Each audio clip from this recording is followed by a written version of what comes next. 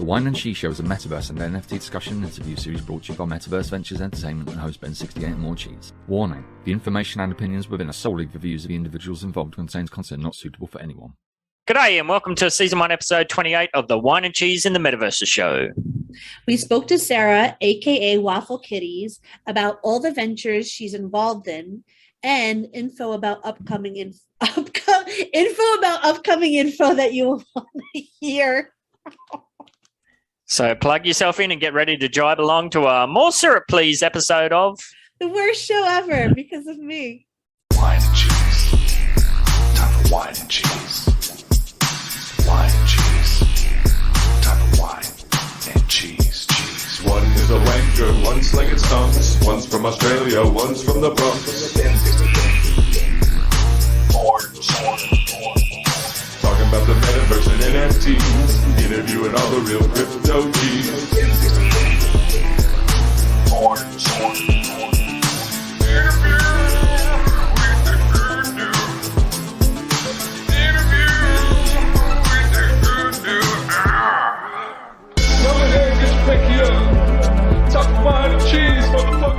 Hello, welcome to the Whine and Cheese episode 28. I almost said 82, but that's just like what I do. Kind of You made it 28. That's 28. awesome. I kind of feel like it should be more. So much better than 21. Is it though? I don't know. Who was 21? I I'll don't probably know. digging myself a hole. I don't know. Oh, No, not taking anything away from number 21. that's right. Well, we have WafflesKitty here, aka Sarah Wynn. Am I saying that right? Sarah Wynn? Yes. Perfect. And I can't wait to get to your segment, but first we have to do and Ben, what you were telling me before, we could put spiel. What? I feel like I missed a joke there. What's happened? You were telling me before about like putting like all these fancy words on the screen. Oh, yeah. Or like with sound bites, right? Exactly. See, Sarah knows what I'm talking about. Then get with it. Come on. I don't do editing. I just chop and upload. But the spiel. All right. So I'll hold the piece of Hang paper up then. Yeah, exactly. Episode 21 was Brian, so fuck that guy. Oh yeah, fuck that guy.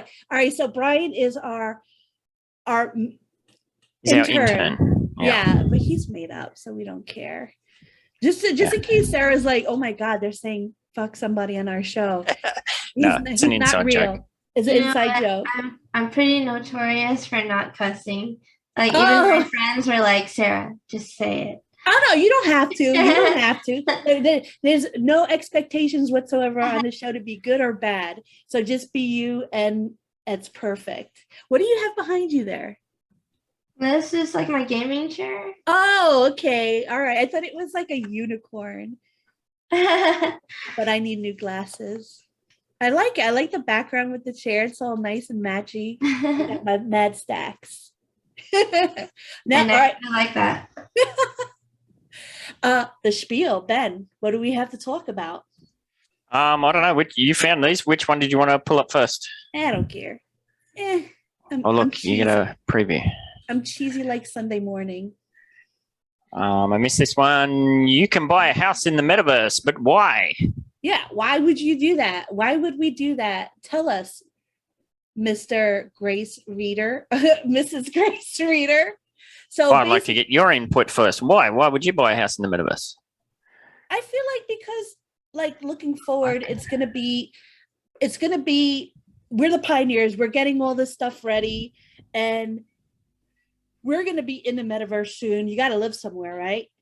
People got to live somewhere. The more you own, the more you can rent, the more business you can do, the more ready you can be for it. Do you play any Metaverse games, Sarah? I wouldn't call it like Metaverse. Well, this is like before the Metaverse, right? Like when we were playing MMOs. I mean, I played like Gaia Online and like all like the old stuff. And like even in Pokemon games, like Pokemon Sapphire, I had like a secret base. And like I'm already familiar with like that scene already. You know, like having your own space that you build out yourself and you invite people over. Wouldn't that be awesome if Pokemon made a Metaverse? I know. I think people are already kind of thinking about it already. I would join. I would so freaking join. I would build a cheese house there. Mm-hmm. Yeah, I think my kids play, I don't know if it's Roblox or there's some game that they play, and they have their own little house and they're always trying to grind to get a new couch or something. So, Yeah. I get it. So I suppose, yep. All right. So have you ever paid attention to how many likes you got on your photos, how your profile picture looks, or how many friends you have? If so, you care about your digital image, and the spaces to do that are growing. Mm-hmm. Yeah. So it's all about a flex. Oh, yeah. That's where the metaverse comes in. Adam Hollander, an Austin entrepreneur who recently launched an island destination in the metaverse, explained. He says, similar to social media, at its creation, there is skepticism and confusion about the metaverse right now. Yep, Cheese and I have been talking about that a lot. But he's confident it will be widely adopted moving forward and will help people build a digital brand that has become increasingly important. Yeah, absolutely. Everything's heading that direction. Mm-hmm. Yep. Here it goes. Yeah, it's going to be your avatar inside of this metaverse where you have millions, maybe someday billions of people that are participating and interacting in the digital landscape. So you want to be ready for that. You don't want to kind of be on the outside looking in, like, oh God, like, and then like when real estate's going to be like thousands of dollars to get in, where you could just go to like Upland or all these other new places and get it for a few dollars right now. Yeah, it's way cheaper than living in California like me. Yes, you could like, I don't know, real estate is like buying like a box in LA and it's $100,000. But yeah. Yes. So what is a metaverse? We'll skip all over that, but that's interesting. I like that. The digital life part, that makes sense.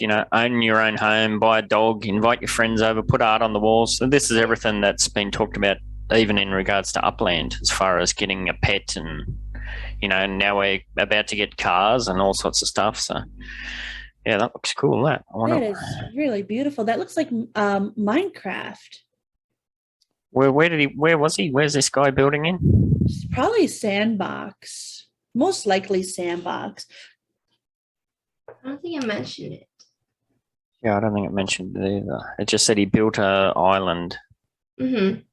Oh, another thing I like about the metaverse is that people are able to express themselves, and also there is high accessibility inside the metaverse. Like you don't have to. You can just log in as long as you have internet and a decent like computer, and you don't have to walk. You don't have to do all the physical things in life, and you can just move as long as you have a computer, keyboard, and a mouse. You're right. You could be the perfect version of yourself, or like your idea of your perfect self. I like that. Absolutely.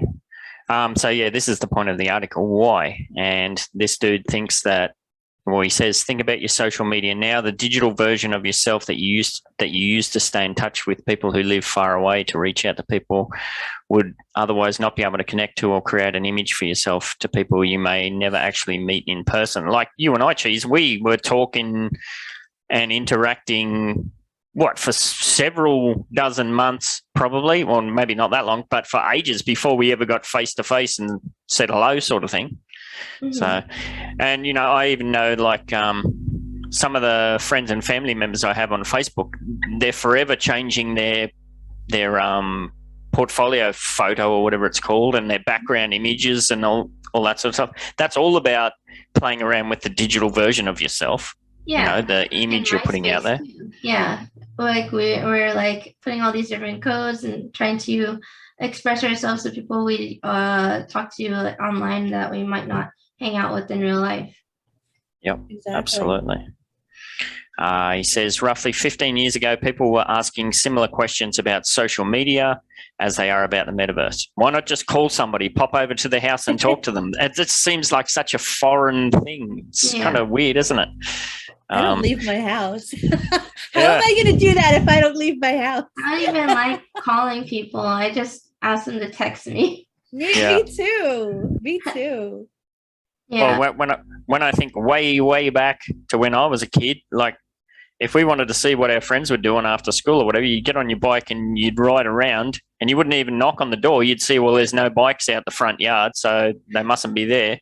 You'd keep riding around until you found where all the bikes were, and then you'd go and, knock on, and you'd go and play video games and that sort of thing. Now, not my 3 kids, because my daughter's still not very involved, but definitely my 2 oldest boys, when they get home from school and do their chores and everything, they usually spend, 30 minutes to an hour before dinner or something like that. They'll have a call with their friends. They're using like their tablet.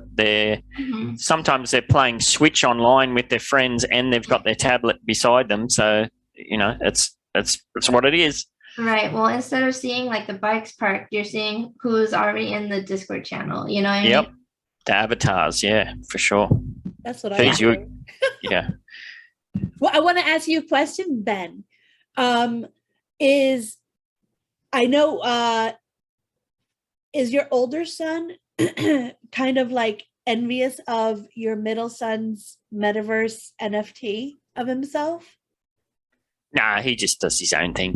He's pretty independent. He's very much he gets on and calls with his friends. Like I think I said when I talked about it, they're very different. They're both sides of my personality. So no, he's pretty casual. I'm just trying to get him on the show as well. I don't think he ever would. He doesn't have that kind of mindset or interest. I don't think. I think it'd be like if I was going to punish him, I was like, "You have to be on the Whine and Cheese show." Oh no! Oh my God. Yes. Oh. Whereas my middle son Keanu, he'd be on in 2 seconds. Okay, what time? 3 a.m. I'll be up. He was so great. Oh my God. Yes. At that age, like I was hiding from the phone when it rang, and he's just answering all these questions like a smart little guy. Yes. I'd have to watch that. Oh yeah. I'll link you after the show, that episode. Yeah, it's pretty mind blowing. Like some of the stuff he comes out with just blows my head off. So where were we? Hollander says that investments made inside the metaverse now are going to be valuable later. You need to hold up your fat stacks there, Cheese. Take NFTs, for example, which Hollander explained as something that represents infallible proof of ownership of a digital asset. Yeah, like we know the metaverse is here, and NFTs are going to be the mechanism for how you obtain and keep and show and transfer ownership of many of the items that you're going to have within your metaverses. So Sarah, how deep are you into the NFT side of things?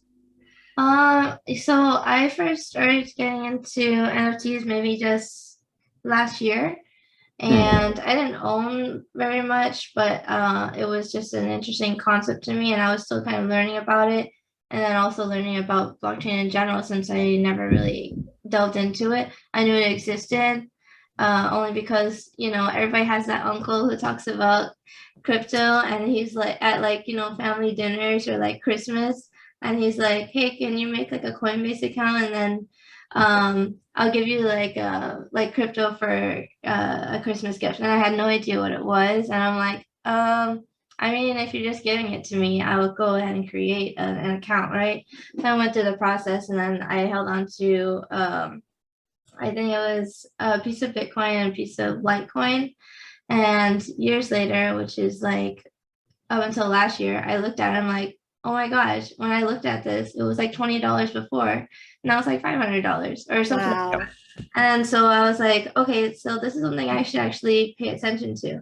But I was still kind of on the fence about it. And then until I started working with Splinterlands, I'm like, okay, so this is like NFT trading card game.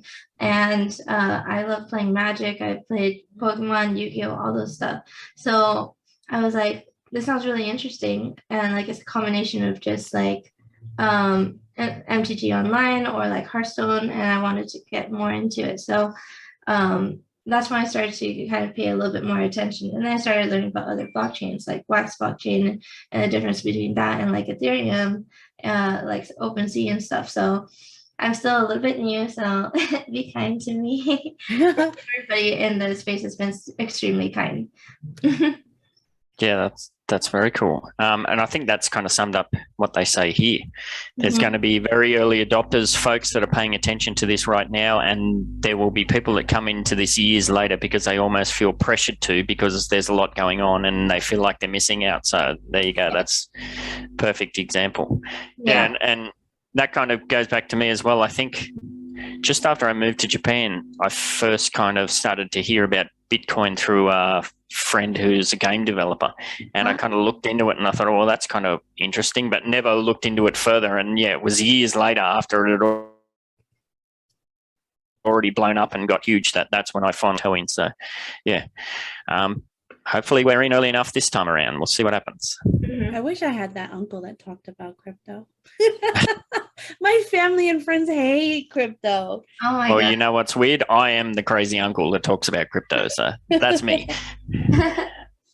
Hollander last month launched what he and his partner are calling White Sands, a tropical island inside the metaverse. And again, it doesn't say. Oh, so this must be Meta, and buy luxury homes using any device that can run Minecraft. Oh no, that's what you said, Cheese. Didn't you say it was Minecraft, right? Minecraft thing?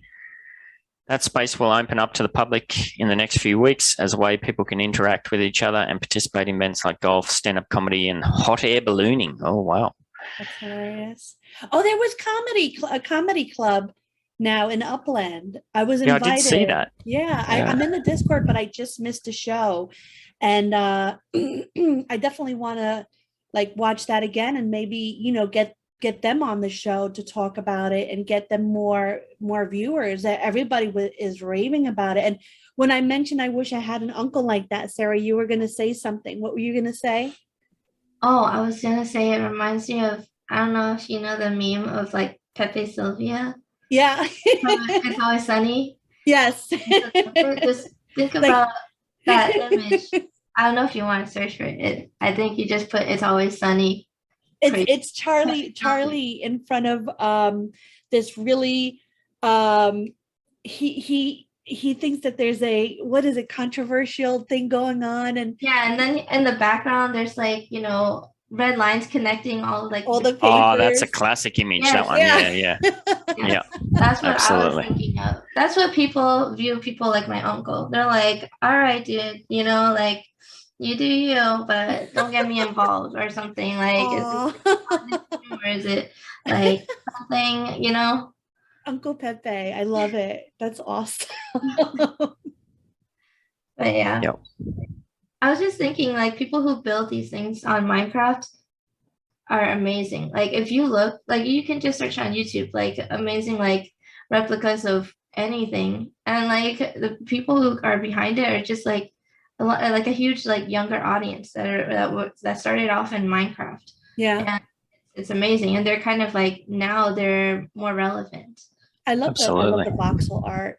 I love it. I have a plot in Uplift that I try to do something with, and I'm a digital artist, so I should be good at this kind of stuff.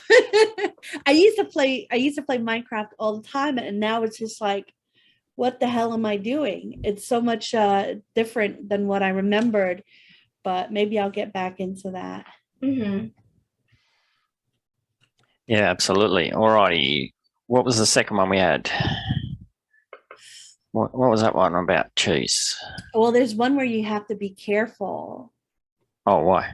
Microsoft, some serious reservations about working in the metaverse. So this one was interesting. So let's say you own a business and you set yourself up and you bring your workers into it to help create this business within the metaverse. And then how there's always scams inside the physical corporations and businesses. Well, this talks about the scams that can happen from a security standpoint in the metaverse. So let's say you're Bob and you work with Sarah, and you're supposed to have a meeting in the metaverse to talk about really important things coming up. And somebody knows this, creates an avatar that looks just like Sarah, comes in the meeting before it starts, says they're early, and then gets all the information from you, and then steals it, sort of thing. Right. Yeah, well, that's always happens. There's always that follows any, and I think it says it in here. That follows any sort of new technology. So the article says, for Microsoft, the merging of the metaverse and the business world is inevitable, which is what we've been saying for ages, and therefore something to be prepared for, especially from a security perspective. And yeah, they mention quantum leaps in technology always brings with it various fraudsters, wheeler dealers, and other suspicious looking types. Like this mug. Yeah. Suspicious. Ads. In the metaverse, fraud and phishing attacks targeting your identity could come from a familiar face, literally like an avatar who impersonates, and that's what you were just saying, yeah, your coworker. Well, that just means that they got to have the right the gates on everything, don't they? Yeah. So there's probably, as much as people from the crypto space hate it, there's probably going to have to be some kind of KYC element to it where you're going to have to prove your in real life identity before you can get access to your virtual identity. Yeah. Yeah, it's a tricky one. Fraudsters looking to steal your money. Yeah, I mean, this is going to be a classic case of grandma gets in there and next minute she's lost everything, sort of thing. Not even grandma. Like there's people in Upland that are still getting stolen from. Like somebody just lost a really big property yesterday from a scam swapper. Still, that's greed based. So I think that's people trying to be greedy, sort of. The times for collection swapping in Upland, that's long gone. So if people are still trying to do that now, that's, I don't know. I don't know. I think, I mean, that if they target a certain crowd, you have to know about what to look for, just like email phishing attacks, right? Like, you know, look at if it has like a funky looking like attachment at the end of the email string or something like that. But if it were them, like a scammer to me, they're mistaking me for someone who has money. So they will feel scammed. Well, like, oh, what the heck? It's your identity now too. That can be more your bank account. Yeah. True. So it can be a bit tricky. Yeah, I'm forever getting those text messages that saying, "Oh, your package is on the way. Click here to track it." I'm like, "Yeah, I didn't order anything." Yeah, I get heaps of those. There's one my friend got years ago. This is like almost 5 years ago, and they got a text saying, "Oh, can you text us your Verizon code? We just sent it to you. We need to do something on your account, whatever." And then literally at the bottom of that text, it says, "Verizon will never ask you for this code." Give them that code over the phone. Oh, wow. Yeah. While you're on the phone, you're like, "Oh, what are you looking for?" And you're like, "Oh, we need you to do this for your account." And literally they sold their entire family plan for somebody else out in like India or something. And it was like a whole big thing. Like, so then everybody in his family plan like lost access to their account. Wow. Jeez, yeah. People are too trusting, where Cheese and I, we trust no one, so it works out pretty well. But we kind of, well, anything digital, and even when I get like offers for properties in Upland, my first thought is, what are you trying to scam me out of here? So it always starts from that and works downwards. So it's a bit tricky. It says here, the metaverse is still taking baby steps, but as with any other technology, adoption moves first slowly, then suddenly. So it's hard time to create solid cybersecurity foundation for a new way of working, collaborating. We'll see. I don't think the NFT space has really had its bust yet. Like I think it's still very much in the boom kind of hype phase. It'll blow up. People will get wrecked, and then it'll reestablish itself. Like how many boom and bust cycles have we been through with crypto, and they're still trying to work out the laws and the regulations and everything like that. So there's people always losing money, always getting scammed. So, you know, it's just part of the process. Yeah. I kind of like the old, like the Wild West feel of it. Like, we're going to miss this, like, even though it's not safe and you have to do your own, like, you know. It's the growing pains kind of thing. Yeah, Yeah. I just don't want it to be regulated just yet. Yeah. I like living dangerously like Austin Powers. Yeah. Well, we've The ability, it's all in your hands, right? So you get to control, you know, how you're inserting yourself in something that might be too suspicious. Exactly. yeah. Well, what was the article we were looking at and laughing about? The person got into a strip club in the metaverse, and then someone else was getting groped and all this sort of stuff. Well, it's like certain dangerous areas in real life cities. Like there's some places that you just don't wander down, like la-di-da style. Right. You know, you got to be aware kind of your stuff surroundings. I want to be regulated. Don't get me wrong. I would like to feel safe in the metaverse. I'm just talking about risk related stuff in regards to money. I don't want to be groped, Ben. Don't mistake that for that. No. But yeah, I think I'm going to invest money. I'm going to take a chance. That's my chance to take. Like if it doesn't work out, that's on me. Sort of thing. Yeah, it's like investing in penny stocks. You don't know if it's exactly or not, and then you can't really complain to your financial advisor saying, "Well, you put the money in there," and then like they're like, "Well, you told us to make that trade," you know. So it's kind of like taking accountability, which a lot of people actually lack.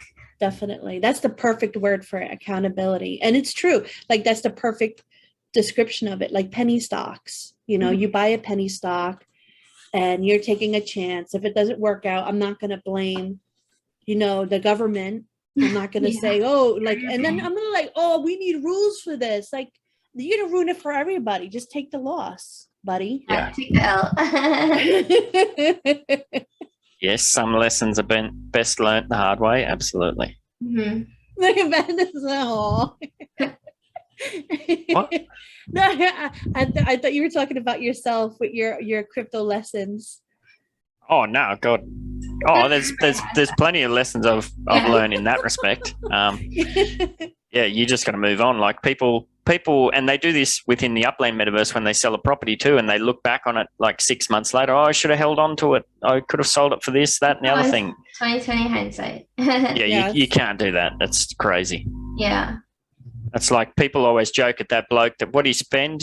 10,000 Bitcoins to buy 2 pizzas or something. But at the time, Bitcoin was literally worthless. So, no, 10,000 Bitcoins? Yeah, something like that. Oh, that's so sad.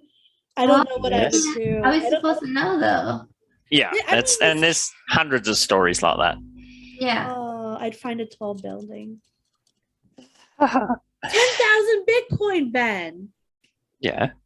All right, I can't think about it. You got to change the subject. Well, I personally know somebody who their husband, he got into mining it on an old laptop way back, like way back, and I think he had several thousand as well, and it's just gone because it was on an old hard drive that can't be accessed anymore, sort of thing. You know, there's hundreds and hundreds of those sorts of stories.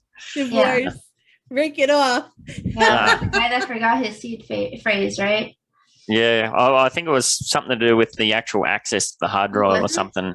Oh, okay, yeah. Yeah, so it's just one of those things you just got to move on. Mm-hmm. Otherwise, you're going to be looking for a tall building to jump off. So yes, like Morecheeese. And we got one more article. One more, a happy one. I've lost where I am.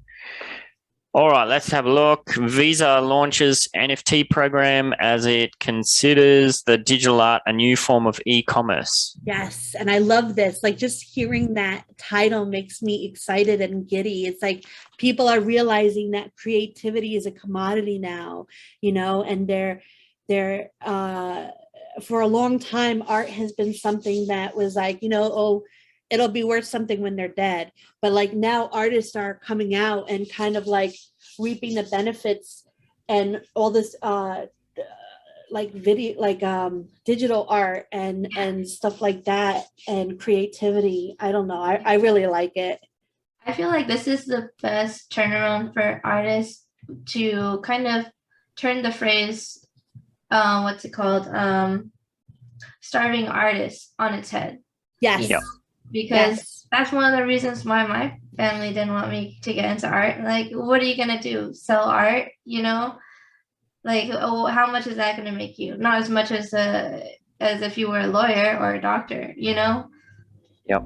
That's Absolutely. true. Yeah. Yeah, and you don't have to go back very many years. Like if you were an artist and you wanted to sell, well, what, like you said, what are you going to do? Are you going to go to the local flea market, the local, stall, or Yeah. you're certainly not going to spend the money to buy a business, like physical business, and display your art and try and get people in. Like you'd go bankrupt pretty quick. But Exactly. within the metaverse and that sort of things, yeah, the barrier to entry is literally, that's nothing. Yeah. Yes. So this says credit card giant Visa has launched an NFT creator program in an effort to bring small businesses into the digital economy. You should check that out. Jeez.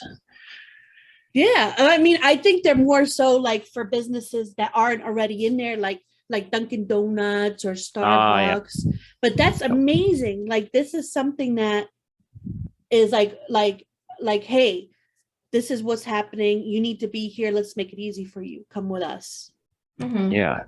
It says the idea of a small business is evolving from the traditional brick and mortar mum and pop shops to include other independent businesses with creators and entrepreneurs who want to build digital focused companies and harness new tools like NFTs. Yeah. So that's exactly what we're talking about. Yeah. That's cool. Oh, here we go. The 1-year immersion program, the Visa Creator Program, will bring together a global cohort of creators, including artists, musicians, fashion designers, and filmmakers, the ability to build their businesses with NFTs. Yeah, that's what you're talking about, Cheese. And I kind of feel like not only artists, but musicians and like filmmakers, I think like once they start coming into this arena, they're going to have, income again, like because the whole thing where people stream stuff and like they don't go out to concerts or movies anymore. Well, why would they have to? They can just go to an event inside the metaverse and pay that way, and there you go, you got your customers again. Yeah. We've had like artists even when the pandemic started to host concerts inside the metaverse, like Ariana Grande on was it Roblox? No. Yes? Let me double check real quick. Yeah, it can also, it doesn't have to be one or the other. It can be just an additional income stream. Yeah. Yeah. Or even Porter Robinson. He has I forget which company he contracted to work with, but he had a whole concert streaming online during the pandemic too. For Secret Sky. There you go. Yes. So you could go like me, for example, I could go to an Iron Maiden concert, and of course I'm going to buy a t-shirt, but there could also be a QR code on the wall where I'm buying an NFT that's related to that, that particular concert or those sorts of things. So something too. And you can only get it if you're there. That's right. Yeah. Wow, that's awesome. Yeah, I think we're definitely heading that way, and it seems like this system is definitely geared towards, helping push that towards happening. Mm-hmm. Pardon me. Large merchants and brands are asking every day how they can get involved. The thing that's so exciting to us about NFTs is we think it lowers the barrier to entry for people to build a business and sell online. There you go. That's exactly what we were just talking about. Yeah. Yeah. Right now it is. Yeah. Right now, where there's no regulations, rules, or anything. Yeah, it's like you get said, in. Yeah. And that's good. Like if you don't get it now, sort of thing, it's going to be a kerfuffle. And I really like that word, so I'm really glad I can use it. Well, it goes back to what we're talking about with you're going to make mistakes, you're going to learn lessons. Like the earlier you can get that out of the road, the better, sort of thing. So, and this absolutely just follows on with what we just spoke about. So the traditional way of selling physical goods has a lot of logistics involved, which can be a huge challenge for small businesses and costs a shitload of money. NFTs allow someone who's creative, who's an artist, who's talented to produce a good entirely in a digital way. Yeah, so that's exactly what we're talking about. Yeah, because you have to think about business license, right? And make sure you have your company established so that you pay taxes and hiring people, and it's never ending. Or like, exactly the building that you're operating in, your employees. Yeah, it's a lot. And transportation. Transportation. Yeah. But in Upland, we have to pay for transportation. Yes. Actually, I'm not familiar.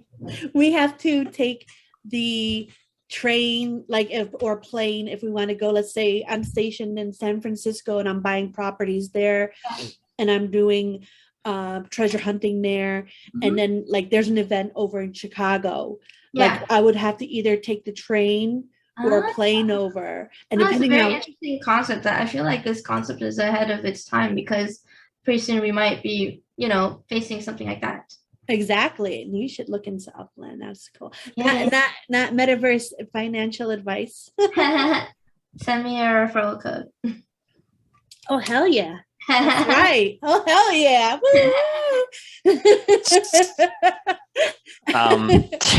There's some extra bits here at the end that are pretty good. It says Visa is no stranger to the crypto community and has been an advocate for it for the past 12 months. It previously made headlines for buying a popular CryptoPunk NFT, so they're already buying it. And the company says it's not the only NFT under its belt. Aside from collecting NFTs, Visa has built out its crypto team and in December launched a crypto advisory practice to help clients and partners consider a deep dive into the space. There you go. One of the Australian banks, the ANZ Bank, has just launched its own stablecoin as well. So, that's the old bankers. So like Cheese and I always joke about the old red-nosed bankers. Well, even the old red-nosed bankers are getting on board. So there you go. They have no choice. It's either get on board or go obsolete. Yep. Yeah. And that would, they will very much well become the cassette player if they don't jump on board. I think everything finance related now with fiat is already moving into crypto. Like I've heard of having a securities-backed loan, which you could usually get off of a portfolio where you have stocks, like where I used to work. But now you can get a securities-backed loan on crypto assets. And you can also, I think people are also investing in futures and a bunch of other things that you had done traditionally with fiat. Exactly. And you get a whole bunch of new investors. I think even retirement accounts can be moved from fiat over to crypto now. Yeah, that's definitely been a popular thing in Australia as far as the old school crypto people. They're switching their superannuation, we call it, the retirement fund. They're making that self-managed, and they're taking all those funds and putting it into crypto, which it can be dangerous, but it can be extremely lucrative as well. And it just becomes one of those things where you got to do your own research. Exactly. In a retirement account, that's tax deferred money. So you don't pay taxes until later when you take it out. So essentially you're investing tax free. Yep. But yeah, obviously, it comes with, do your own research, other repercussions, like what if, the value drops or something like that, Yeah, and it can be where do you store it to? Like if you've got it on an exchange, that could be hacked, it could be taken away, that sort of thing. And then a lot of people get in trouble even just sending to cold wallets and that sort of stuff. They lose a lot. So it can be disastrous. Right. And then that's why we don't put all our eggs in one basket. We should diversify. Just as it's not financial advice, but it's also a very common rule of thumb when talking about investing. Yep, absolutely. And this is kind of interesting too. As for next steps, Visa wants to make buying an NFT as easy as it is to buy anything else online. So yeah, and we know this. Cheese and I have talked about this in regards to digital NFTs, not digital NFTs, what am I talking about? Fashion sort of NFTs and that sort of stuff as it relates to clothing. Like way back in the day when I was buying textbooks basically for my postgraduate studies online. And my parents were like, well, what are you using your credit card for that for? That's dangerous. I'm like, well, how else am I going to buy a book from America sort of thing? You know, I'm not going to post them. I'm not going to post them a money order and that sort of stuff. So, and now everybody's doesn't even blink an eye as far as buying things online. It used to be pretty clunky, and the same thing will happen. Yeah, and those of us that have played like different like games and stuff online, like Neopets or Gaia Online, we put money into those games so that we can get their digital currency to buy their digital assets to decorate our avatar or enhance our time playing the game. So I'm saying we're not unfamiliar to buying digital assets already. And then we already do so much online shopping too. Yep, absolutely. Yeah, so Visa say that what they've found is that the experience today can be pretty difficult, and it takes multiple steps of going to an exchange, buying crypto, transferring it to another wallet, and then you buy your NFT. So yeah, it's very difficult for new consumers. Like, especially, like imagine you're somebody who hasn't dipped your toe into the crypto space, and then they're talking about you, well, you got to have a digital wallet. Yeah, it could be very overwhelming. So, so yeah, that's cool. They're looking to make it far more accessible for, you know, your mum and pop consumers. Right. So that's interesting. I don't know. I don't think there was anything else in there, and we can move on to the really interesting stuff. Spotlights. Pour us a warm cup of Sarah. No, actually, I want like hot chocolate, but it's not good for my throat right now. Oh, yeah, I'm sorry about that. Thank you for still coming on the show. I know you're not feeling well in this. I really appreciate it. I want to know more about you. Like, so we know how you got into the crypto space. How did you get into NFTs? Because it's a bit of a different world than just like investing in crypto.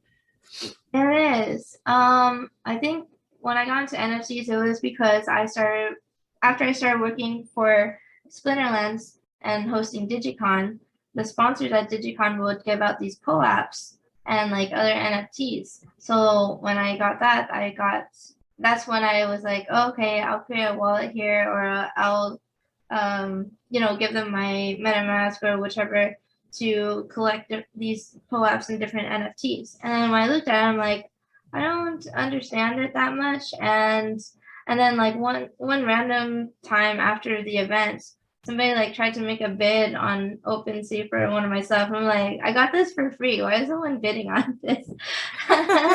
But it's like amazing, right? So, and for pull-ups, like it's that proof of attendance. So some people kind of want to, if they want to show that they attended an event, or maybe they missed out on like the giveaways or whatever, maybe they wanted to get that off of me. I didn't sell it because I was like, what if I could sell it for higher? Exactly. And it's funny that you mentioned POAP, because I actually mentioned it here during one of the first shows. And I said something like, this is going to be amazing. Like, it's a kind of like evidence that you went to this exclusive event. Mm-hmm. And it's like kind of like a trophy of sorts. Yeah. And that's awesome. Like you get like a receipt from the movie theaters, or like a scrapbook, like Disneyland or something. Oh, yeah. I love that you said POAP. That makes my heart go, like, feel good that they did something great. Now, you also mentioned, so how did you get in touch and start working with Splinterlands? So actually, before that, I was working in logistics at this Japanese company, and then before that, I was working at a marketing company. And then before that, I had been working for almost 5 years at a bank. And during the pandemic, I was let go. And how they wean out all the departments, because we don't have enough money to support everybody or whatever. But yeah. And then other politics aside, which is like for another story. But so I was just volunteering at Gamer Jive. They kind of were catching my eye during the pandemic. Oh, they're creating digital events, and it looks almost like an MMO that I'm familiar with. So it was interesting. I attended one of their first events, which was like a big career fair, and I was looking at the time, so I was wanted to be involved. And then somebody from their team asked me, "Oh, if you're already familiar with like games and stuff." And MMOs, would you like to try volunteering at our event? So I volunteered, and like I had kind of been doing that on and off, and it was very easy for me to get acclimated with their product and also to help them improve the product, because I do give, you know, relatively good constructive feedback, and I can usually like fill in the spots. I can't like code or program or anything, but I can definitely give some advice on UX UI design and you know, customer experience. And I had been working with customer service and other types of jobs in the past anyways. So I was doing that on and off, and then one day a team member from Gamer Drive was saying, "Hey, so Splinterlands hosts this event here, and their person who's in charge of these events is moving on to a different position, and they're looking for somebody, and we think you're like the perfect person. And while we're kind of still a startup and we can't really like, you know, pay for you to be on with us, not as a volunteer or even as like full-time, they were offering that to me." And I said, "Okay, it sounds interesting." And so I just kind of jumped in, and even though I didn't know anything about crypto, I mean, like just very little knowledge. I even told Agrid, I was like, "Hey, I'm pretty new to the space. I'm very interested. I am very good at you know, handling digital events since I've been with the Immersion for so long. Over like the past year, I had been volunteering for maybe like, yeah, a little over a year or something like that before this kind of came along. So it was kind of like, all right, well, things are slowly like falling into place." And so I just took the leap. I said, "All right, I will work with you guys, but I'm only going to do part-time," because I was still half skeptical. And also Splinterlands was also a new company that only had like 10 people on the team at the time. So, and actually now we've grown so much. I think we have close to 200 people on the team, and it's kind of like we're going through a lot of growth, and a lot of great stuff has been happening. So I'm very thankful that I'm part of the team here. Oh, that's so impressive to hear, like all the like kind of stuff you didn't understand completely, but you kind of jumped in, you know, head first, and just kind of like, "Hey, I'm going to figure this out. I'm going to do it. It looks interesting." Yeah. To me, that's always impressive. It's like not what you know, it's what you're willing to know and like kind of put yourself through. So that's really awesome to hear. I love hearing stuff like that. And you were in the Digicon with Splinterlands recently, correct? How did that go? So I think the last Digicon was probably our biggest event yet. So at the last Digicon, and Digicon is held every 2 months. So in January, Digicon 7, we hosted about 35 sponsor booths, and there were like, I think 1,300 people or so that came. And I thought that was the biggest event that we had so far, and it was the first event of the year. But then when Digicon 8 rolled around, we kind of blew that out of the water. We had 400 plus more attendees than before. And instead of 35 booths, we had, I think, 103 booths. Wow. It was so big that some people didn't get to all the booths, or, you know, so it was very fun, very interesting. But also downloading all the analytics for all of that was a headache. I can imagine. But I mean, it's like it's all good things, showing that we are slowly like scaling, right? So we have to figure out how we're going to continue this momentum. And like to get into something like Digicon, for anyone who's watching and interested, what is it difficult to get in? Do they have certain requirements, or like? Well, to get into Digicon, well, the only person that is really involved with Digicon is me. So when you interact with it or DM Digicon on Twitter or whatever, that's me responding to you. That's so awesome. I'm pretty much the only gateway. I do, since we were part of Splinterlands, I do follow like the guidelines, especially like when there's projects that have like NSFW work, and some other stuff. And I'm like, the people that attend here, like, I want to say they are kind of like similar to the target audience of Splinterlands, and we want to make it as inclusive as possible. And I'm not saying that there's anything wrong, but maybe the environment, people aren't ready for something that's like, oh, it's the internet, so you should expect whatever comes at you, you know? So I just wanted to give that kind of like, not like a barrier, but just like, there's just like a very like, a very big distinction between like what we think should be acceptable versus what anybody else would be hosting. But on Gamer Jive, if any other project wanted to host their own events, I also work with Gamer Jive part-time too. And if anybody was interested in having their own events, it could be NSFW, it could be anything. There's ways to hide your event or have your event only available, like if you have the link or something like that. So there's definitely a way for people to do it, and it has been done before. So, oh my God, like, and Ben, I'm so sorry I'm being such a question whore. But like I like, you're like, when you were like, oh, I would like to be on the show, when I put the message out, who wants to be on my show, I got really excited because you're doing so much. And all right, so you're working with Splinterlands, you're the gateway to Digicon, and now Gamer Vibe. What is this?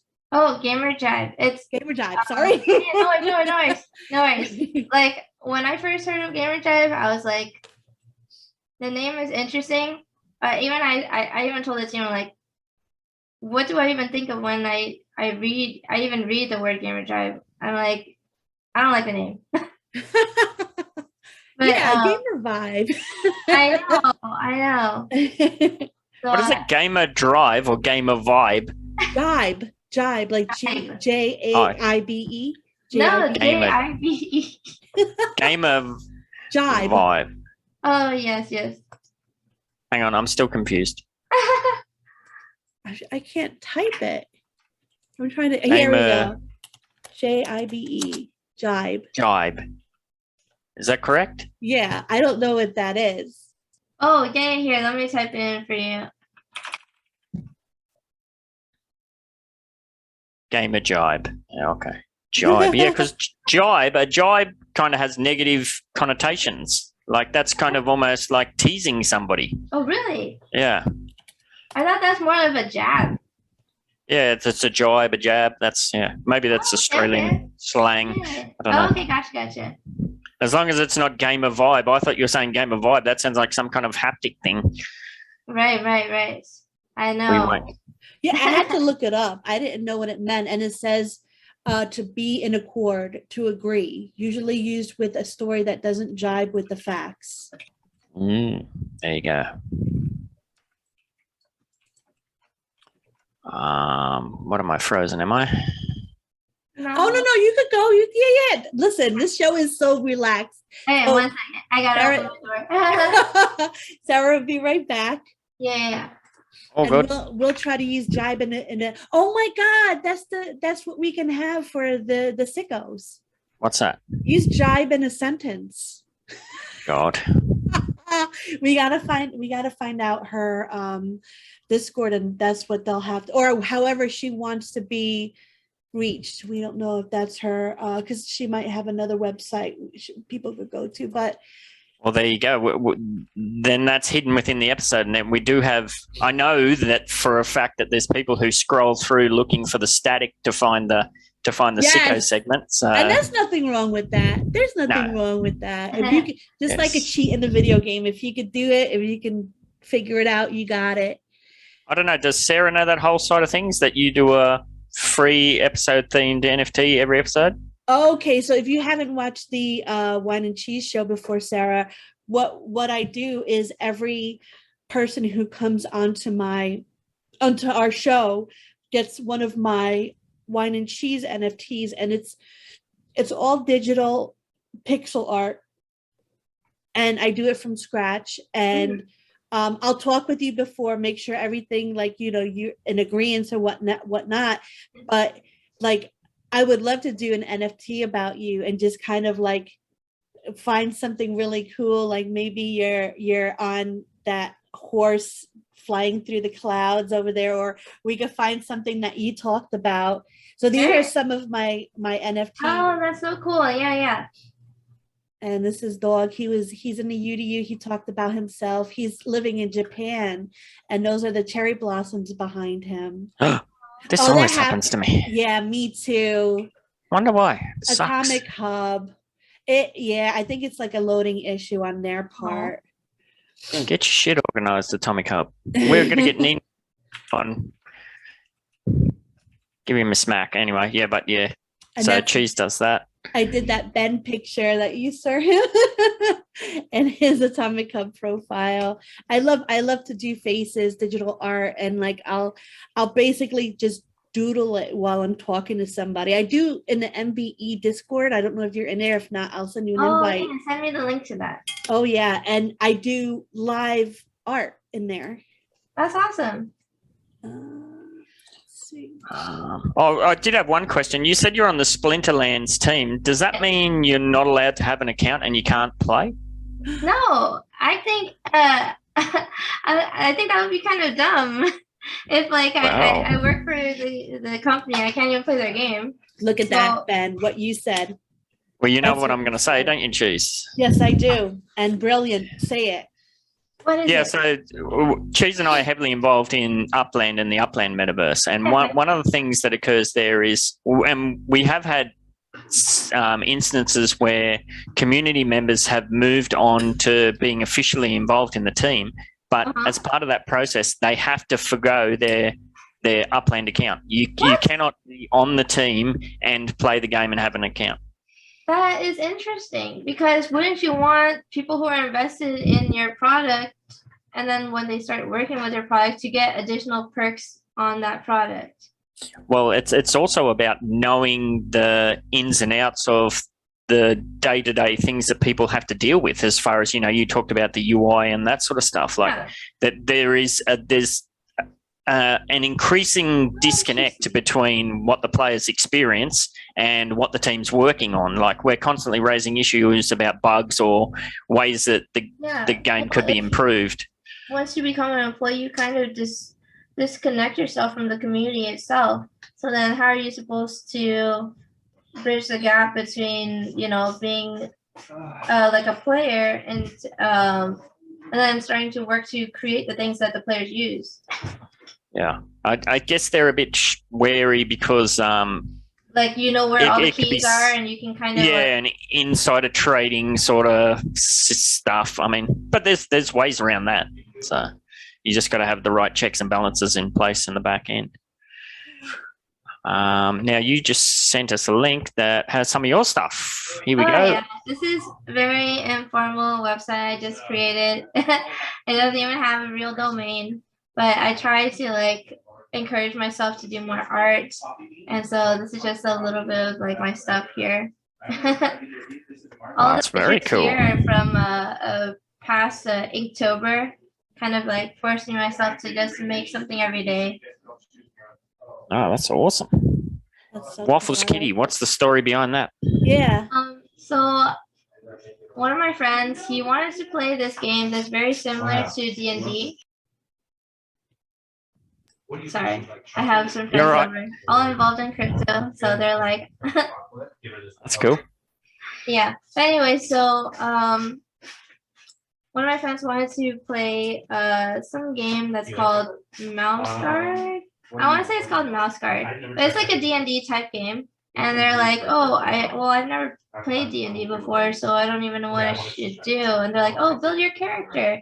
And so they gave me this sheet, and it has a bunch of things I need to fill out, and then spaces where I can roll for my different stats.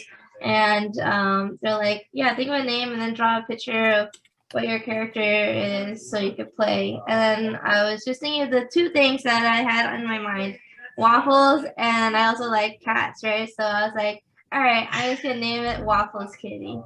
Nice, very cool. Yeah. And you've got here art commissions now open. Can you tell us a bit more about that? I'm actually working on a couple right now. Do you want to see? Yeah, sure. You can. All right. Oh, you have my iPad out. let me just show you 2 of them. I actually gave out art commissions as prizes during the last Digicon.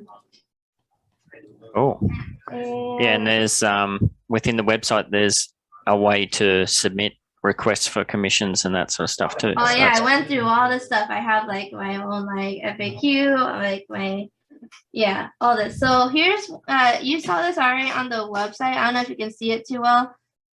pull it back a bit, it might Back? show up. Nah, it's glaring out, unfortunately. Wait, can you see it now? You look Just like the you're bottom. peeking from the cloud. Oh no! Now, if you hold it on an angle, let me now we change can see it. real quick.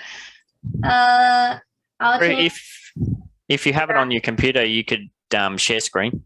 Oh yeah, I Oh opened yeah, this. I could do that. I could do that. Let me jump out. There you go. Okay. Yeah, no, that's really cool. Here, I'll share my screen. Let me pull this over. You can see it. And it's very clear that you have your kind of unique style already just by seeing those. What was it? Probably 9 or 12 images just up there. You have your Yeah. So your own angle. So can you see it now? Yep. And so this is so one of the people from Digicon, they want an art commission and they're like, wow, I don't know what to do with this. Let me ask my daughter. And so he's like, all right, well, my daughter really likes Demon Slayer. So can you make something that looks like this, but with this character? And I said, you know what, let's do it. And so this is what I Oh, made. that's wicked. So Yeah. this is what the base model was, and then this is what it ended up being. And this is just, I just added color onto a sketch, but I'm going to like polish it up, of course. But yeah, so this is one of them. And then another person, she said she wanted hers to look, I don't know if you guys have heard of this website called Pic Crew. No. No, I haven't. Pic Crew, oh my gosh. If you go there, you'll be stuck there basically. Pic Crew is a online like art profile picture generator, just a generator. So you know how normal people, I guess crypto normie, right? So you know like crypto projects, everything has like a template, and then the computer can generate X amount of variations based on all the designs that you submit. This is what Pic Crew is. It's a Japanese website. I'll show you on the screen right now. And these are all the designs that you can make, or that's like, these are the different Pic Crew like generators that you can click on and then design your own character. And these are all like creator made. So they submit all this stuff and then you just like work on adjusting everything with your character here. And they're free to use? It's free to use. Yeah. Oh, that's cool. Yeah. And this is, and so that's why I was talking about one of these other things that I commissioned. So she made hers look like this using one of those generators. Yep. And so she asked me to do one, but with a version like with WafflesKitty in it. So this is the one I made. I like this so much Nice. better. That's very cool. Especially with the WafflesKitty. Oh, that's adorable. I love it. Yeah. Have you played around or with any sort of animation aspects? No, I haven't. Maybe I'm just like a little bit scared too, but honestly, it's just like what most people do is just they have different layers. You can do this on an iPad or on Procreate pretty easily, right? So you can just have all the different layers as different frames. So once I have like what it's supposed to look like, then I just have to draw what each frame would look like, right? Yeah. On different layers. Cheese is very good at that. Some of the NFTs she does up, 20, 30 layers or something crazy. Yeah. Yeah. And I do it in GIMP. And for me, that was just the easiest. Like I got it right away. Whereas in Blender, I made a donut. It wasn't a very good donut. Ben said he'd still eat it. But like I was like, I'm done. But with GIMP, I was just like, wow, this is amazing. It's there's still a bit of a learning curve, but you could like the videos out are so like very simple to follow along to. Right. Yeah, so those are the 2 commission requests I got recently. I'm really excited to see what other people send to me so that, I can kind of encourage myself to create more, because I don't really have, I don't know if you, like from each of those designs, like they are different types of designs, but I also don't have like a set like style that I follow either. Just because I'm still trying to discover what would be like my style, you know what I mean? But yeah, Absolutely. it's a fun process. Well, I mean, that's true. You have to just keep going until either you find it or somebody else finds it for you. Like Ben found mine. Like I used to bead. I used to craft things in real life.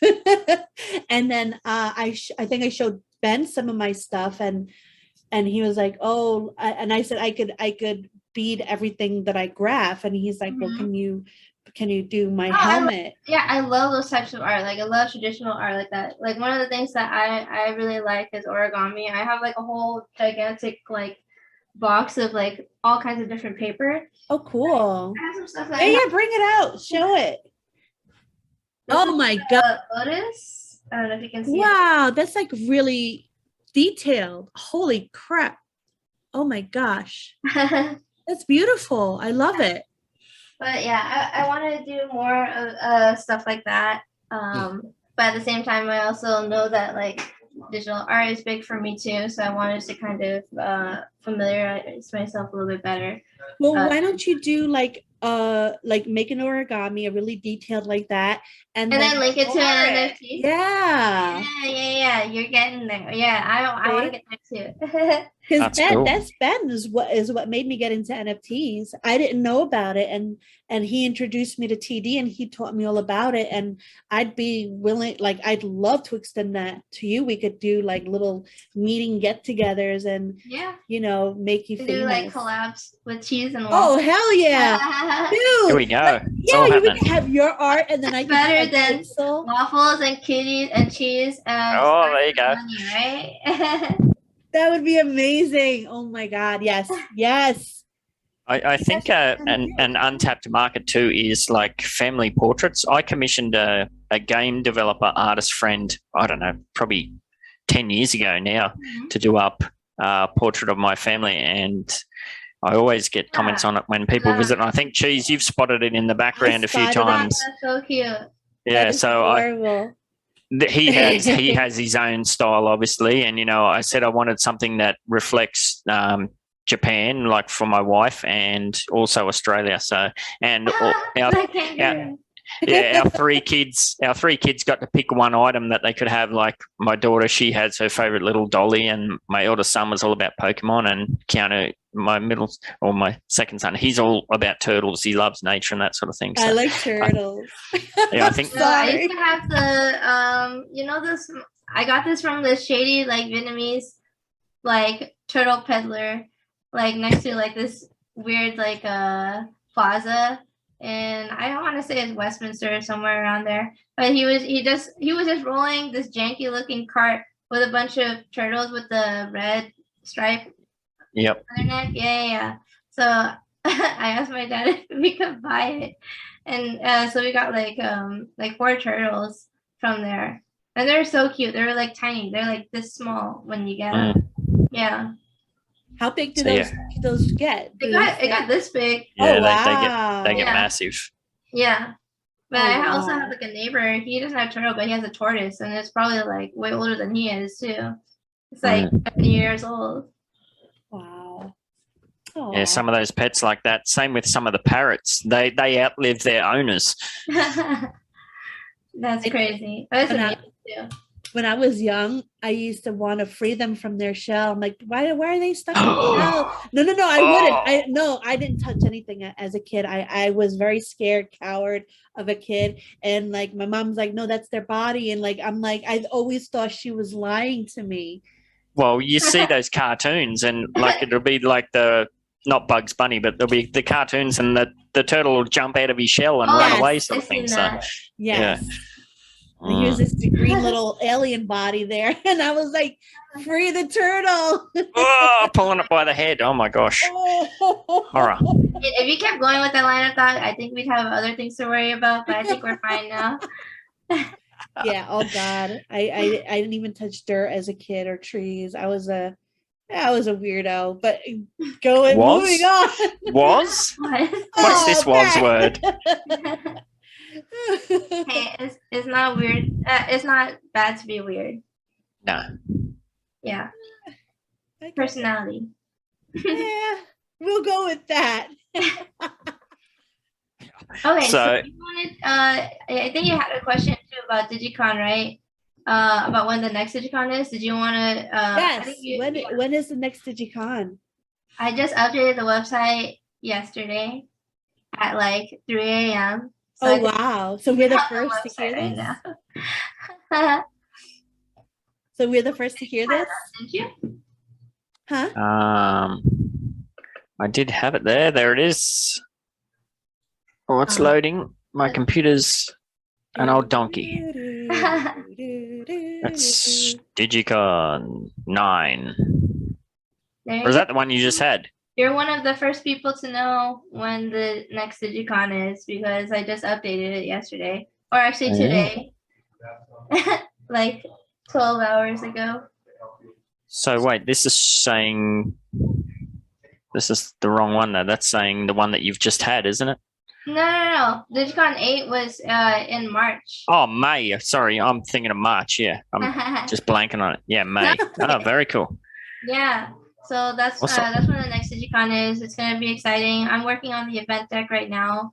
I'm Wow. just in the middle of finishing analytics and organizing it. So that's all gonna be on the website, and then I'll have a RSVP link ready too. I'm having my team work on the banner, and what else?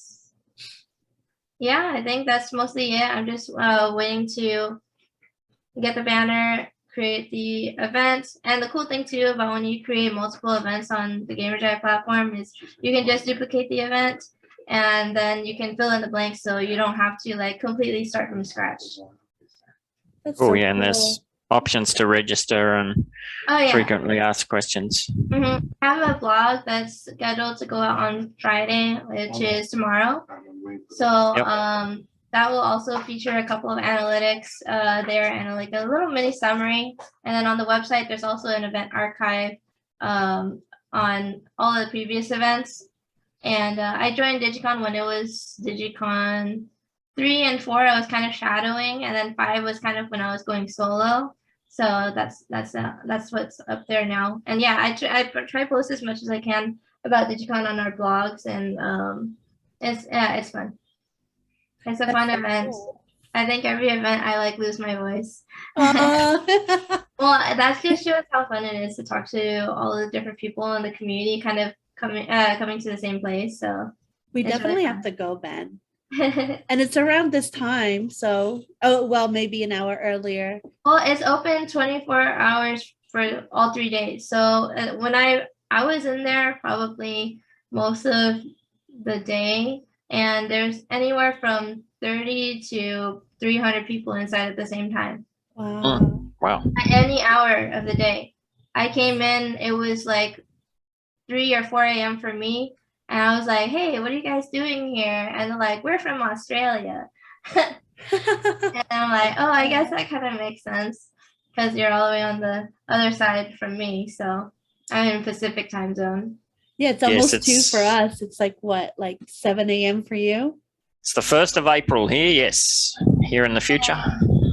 Oh, happy Sakura Kinomoto's birthday. I'm a huge fan of Cardcaptor Sakura.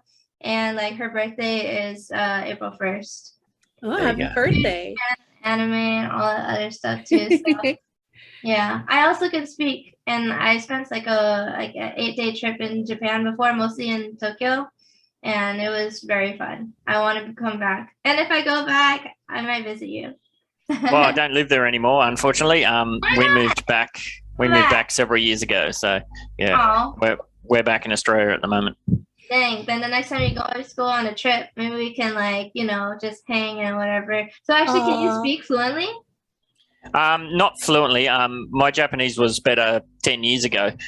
It's one of those cases where if you don't use it, you lose it, sort of thing. Yeah. And And when we moved back to Australia, all three of my children were very young, and my wife was super concerned about them going into the school system because at that stage they all spoke was that Japanese. one of the reasons why that you guys went back, or? Yeah, absolutely. Oh, okay, gotcha. No, it makes sense. It makes sense. Yeah. Like, even when I was born, my parents came during the Vietnam War, and they were teaching me, like, I spoke fluent Vietnamese until I went into the school system. Yeah. So, like, they're like, oh, we want you to succeed in school and blah, blah, blah. And I literally lost most of, like, my Vietnamese. Like, now when I speak Vietnamese, it's very, like, broken, or, like, it's a little bit off. Like, you can tell. Yeah, that's the same with me. If I speak Japanese, like, I sound like I'm a drunk weirdo, Hot day, hungry, let's eat food. Sound like some kind of weird robot. There's just no grammar or there's no finesse to the language. But I always say I can speak enough Japanese to get myself into trouble, but not enough to get out of trouble. Oh so, no! Yeah. You have to say chigo. Yeah. Like, Yeah. no, it's not it. Yeah, but my kids were exactly the same as what you've described. Like within probably 3 months, they'd all flipped to speaking exclusively English, and they would refuse to speak Japanese. Yeah. Well, it's because it's not part of their everyday anymore, Yeah. And it actually blows their minds. Like, you get those Facebook memories pop up, and we'll play a video of them when they were children, like they'll be having a tantrum or something and just freaking out in Japanese, and they can't kind of mentally connect that that's me. I used to speak Japanese. It seems so strange to them. Oh, yeah. Dang. Then what like an interesting like time to just kind of have recorded, and you just look back and like, wow, Yeah, for That's sure. gonna be how it is right now with crypto. It's like, wow, I didn't know this NFT or whatever that I got in crypto was a penny, and now it's worth $1,000. Like, that's how I felt when I had like Litecoin in my wallet like 3 or so years ago, or Bitcoin. Yep. So what are you excited about that's upcoming in the space? Like, obviously you're heavily involved in Digicon, so you would get to see like these projects as they're starting off almost. Is there anything that stuck out? Yeah, since I host the event every 2 months, it gets pretty busy, and like so busy that I can't try out all of these amazing projects, but I know about it. So when I do, I have to tell like my friends about it and be like, hey, get involved in this. And if everything works out for them, maybe they take me out to dinner from making a lot of money from a project that I recommended to them, Yep. And like, it's almost like I become like a project broker. Like, oh yeah, like I'll show this project because I really like it because I saw them at Digicon, and like I've worked with their team, so like I agree with what they do, and then they kind of grow.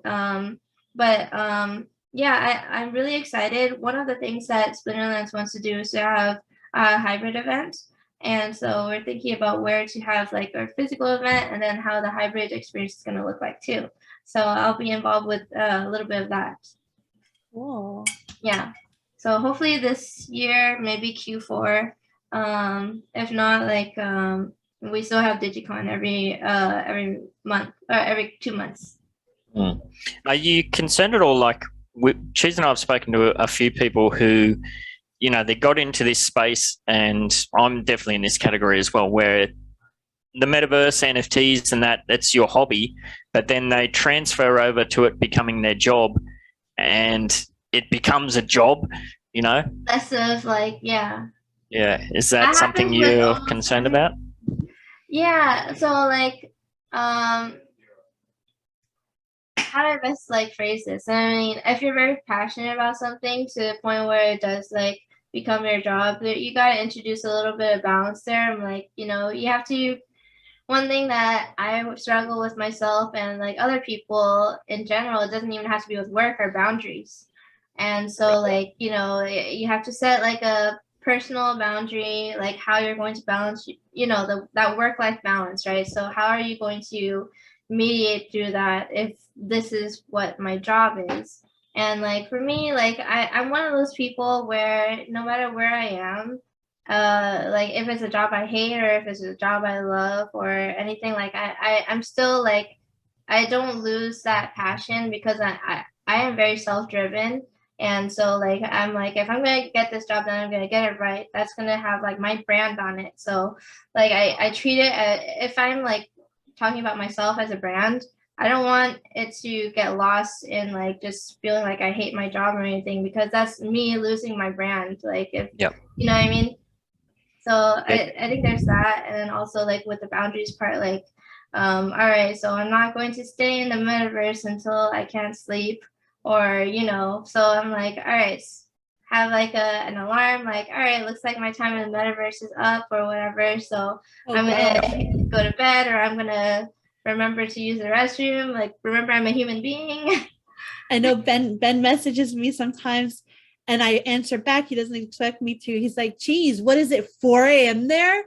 And I'm like, okay, I'm going to bed. I'll get I literally have people like that. They're like my friend that's visiting now, he just brought me this. I'm like, thank you. Nice. He's one of those people who are like, Sarah, why are you awake? He'll message me on Discord, go to sleep. Yeah, it sounds familiar. Yeah. But I will say though that yeah, I'll just say that Cheese is very good. Like sometimes we'll be talking about, you know, some of the projects we're working on, and she'll like, yeah, I'll get to that, but first I got to go and shoot zombies. You know, she's there's a time for everything, sort of thing. Hers is shooting zombies. Me is playing like League at 3 a.m. Yeah. League of Legends? Yeah. Oh wow, okay. Do you do Overwatch? I did for a little bit. I like to play what is her name? It begins with the O. Orisa. Or another O.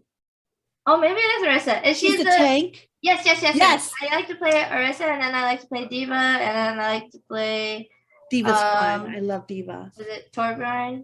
Torbjorn, with the cannon, with the Oh my god, I love Overwatch. We're gonna be buddies. We're gonna be good buddies, gamer buddies. I love it.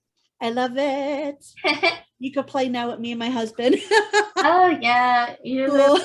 Well, my husband also plays Overwatch, but he's way better than me.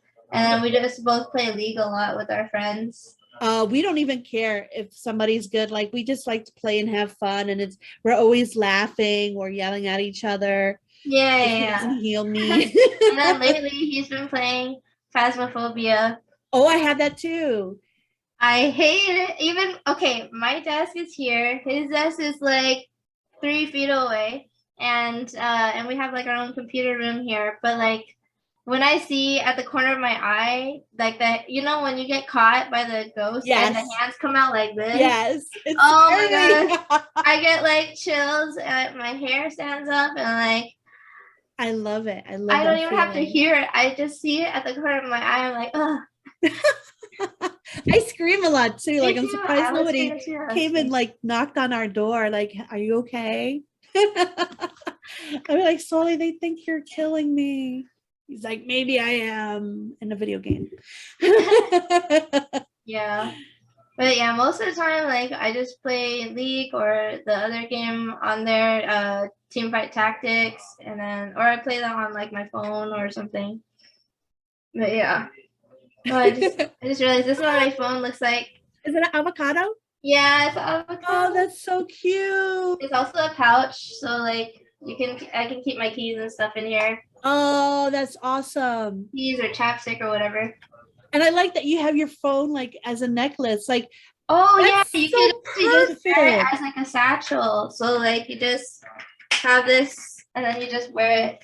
That's amazing. And then you have your phone, you have your keys. You don't have to hold anything like a purse. Exactly, yeah. Wow. Like a messenger bag, that is your phone. Exactly. I got it on AliExpress. I used to do business with them when I did my when I did some of my beadwork, because I could get so many like things at a discount and in bulk. Oh my gosh, yes. I love it. It's but it can be dangerous. You get that like wholesale price, you know. I met the executive team of Alibaba. Yes. So I worked as an office admin in a place called Waterfree before Pitney Bowes took it over. And we were, because what really fast, I know what Waterfree was is basically if you live in UK and you wanted to shop in American or any other place around the world stores, they would buy it for you at a really bulk price, like along with their account, so they would get a great discount. So you were like the middleman, the liaison. Yeah, I was the one that was making the meetings with their secretaries to come over. Yeah, and I met them all, and he's tiny. He's like comes to my belly button. How is the same? I'm barely hitting like 5'2". Oh yeah, I'm pretty tall. I'm 5'9". Okay, yeah. So I'll probably be about the same. Yeah, you would be the same height because my aunt is 5'2". Oh my gosh. Oh. It's okay. That's how I felt too. Or I feel that towards most people, like from what's it? Shark Tank? Yes. Like Mr. Wonderful. He came into my office to shill a mutual fund. And really? Yeah. Oh, was he nice? No, he was definitely really nice. Like, I had a picture with him and everything. He was super cool. But yeah, I was like so interesting to see like this guy that I saw on TV and like, he's just chilling a mutual fund of all things. Was he tall? Yeah, I don't know exactly how tall he is, but like I think I came up to his chest. Oh wow! All right. So, like he's like, yeah. That's Danny DeVito came. I also worked at Goldman Sachs, and Danny DeVito came, and like you almost couldn't see him over the counter. Oh my god, he's tiny. Love to have met him. He's awesome. That's so cool. I love it. I love like star stories.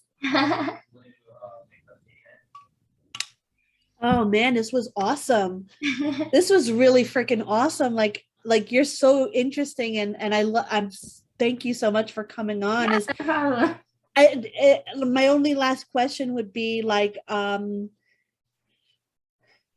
do I sleep? Well, no, because you're really good with that. Like when NFTs, like I know I'm going to help you with that, and I know, like, are you waiting to find your niche first before you go anywhere into that? Well, I want to like make sure like my skills like want to represent, like when I talk about my brand, I want to make sure I'm very consistent, and with my art style is inconsistent right now. So I wanted something where like I know I can, keep producing similar stuff so people know what to expect too. The style flows, yeah. I get that. Yeah, so that's like a little bit on me trying to be like a perfectionist, or you know what I mean? I get it. I totally get it. Like a year ago, if I had never met Ben and you asked me what was my style, I couldn't tell you. Yeah. So I totally get it. Yeah, I just need to get to that point and then like, be confident about like producing something on like that's consistent or that is displayed kind of like very formal and professional. Well, when you do, I can't wait to see it, and I can't wait to have you on the show again to talk about it. And oh my god, I just love this. I love this show. This might be my new favorite show. Ben, do you have anything to ask or add before we wrap this up? No, yeah, just like to say thank you as well. And is there anywhere that we should send any, the watchers in particular? Like we always do like a mini challenge for people to qualify for the free NFT. They usually have to go somewhere and do something. We've worked out the something, but where should they go? Do you have a particular Discord or hit you up on Twitter or? Discord. Oh yeah, just my Twitter is cool. Yeah. Put it in here. And invite me to your Twitter as well, and we'll have that on the show. Yeah, that's my Twitter. So we'll put all this information on YouTube. At the WafflesKitty, all one word. Yep. All right. Mm-hmm. We'll sort that out. So yeah, you should hopefully be getting a few tags with some random things. Yeah, if they want to join my Discord, that's my Discord. But honestly, I've just been using it to like hang with friends and play games and stuff. So very cool. Yeah. All right, we'll sort that out. I have all the voice channels that say something that has to do with waffles. So for League of Legends, I have League of Waffles. For Overwatch, I have Over Waffles. That's freaking awesome. And then for people who are playing Maple Story, we have Maple Waffles. And then people who are just sharing music, Musical Waffles. And then people who are just chilling, we have Chilled Waffles. And then people who are AFK, we have AFK waffles. There you go. That is awesome. So wait, all right, that's better than the jibe. Real fast, like put your favorite kind of waffle, whether it's a kitty cat waffle or a samurai waffle or a cheese waffle. Yeah. So tag Sarah And Morecheeese. and Morecheeese. at Morecheeese, and just say your favorite waffle. Yeah. You're forgetting your own handle, isn't it? At Morecheeese Wax with a Z. Yeah, it's not a straight Morecheeese. Right. I think You are right. Morecheese wax. Oh my All god. right, we'll put the link in for that as well. So I think it's probably already in there in the tag. So I think so. All right, the sickos have got some work to do for this one. Yeah, sickos, get the hell on it. One last question. I know I'm bad. If somebody wanted to hire you to create an avatar for them, what are your prices? I have an account on Fiverr, but you can also just go to my website or just DM me. I'll direct you into the right place. So even on Twitter, you can just DM me. All right, so you guys Very gotta cool. find out. Send her a DM and find out. I think I'm good. This was awesome. Thank you so much. Yay! And Thank you, Sarah. everybody watching, get the hell out of here. Go ahead, get your pinky up. Talk wine and cheese, motherfucker. Go ahead, get your pinky up. Go ahead, get your pinky up. Go ahead, get your pinky up. Talk wine and cheese, motherfucker. Go ahead, get your pinky up. Go ahead, get your pinky up. G'day, sickos. Okay, as you probably heard, for this free episode theme Morecheeese NFT, as always, like and subscribe. Then head on over to Twitter, tag WafflesKitty and Morecheeese, and let them know how you jive in the metaverse. All the relevant links are in the description. Later. Empire, samurai, riding on the dingo, flying through the sky. Cheese in the house, get off, get right. Hit you with the hairbrush, hit you with the knife. Evil empire, samurai, riding on the dingo, flying through the sky. Hit you with the knife, flying through the sky. Evil empire, samurai, riding on the dingo, flying through the sky. Cheese in the house, get off, get right. Hit you with the hairbrush, hit you with the knife. Evil empire, samurai, riding on the dingo, flying through the sky.